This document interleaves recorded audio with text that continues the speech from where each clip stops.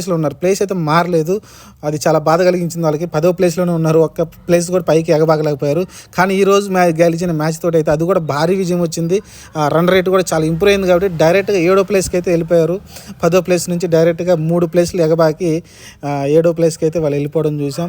ఎంఐని అలానే జీటీని అందరిని, పంజాబ్ని అందరిని దాటుకొని పైకి అయితే వెళ్ళిపోవడం చూసాం. ఎంఐ ఇప్పుడు 10వ ప్లేస్లో వచ్చి కూర్చుంది.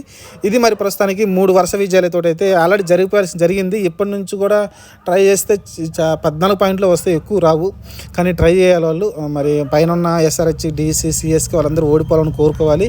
అప్పుడే వీళ్ళకైతే ఛాన్స్ ఉండే అవకాశం ఉంటుంది. అలానే కింద ఉన్న టీమ్స్ కూడా వాళ్ళకు కూడా వచ్చే ఛాన్స్ ఉంటుంది 14 పాయింట్లు కాబట్టి అది అసాధ్యం. కానీ లాస్ట్లో పుంజుకొని వరుసగా 3 మ్యాచ్లు గెలిచారు. చాలా లేట్గా అయితే రియాక్ట్ అయింది ఆర్సీబీ టీం అనుకోవచ్చు. మంచి ప్రదర్శన అయితే వస్తుంది, మంచిగా అయితే డూప్లిసిస్ ఫామ్లో రావడం, అలానే రజాత్ పడిదార్ మంచి ఫామ్ కనపరచడం, ఆ తర్వాత విల్ జాక్సన్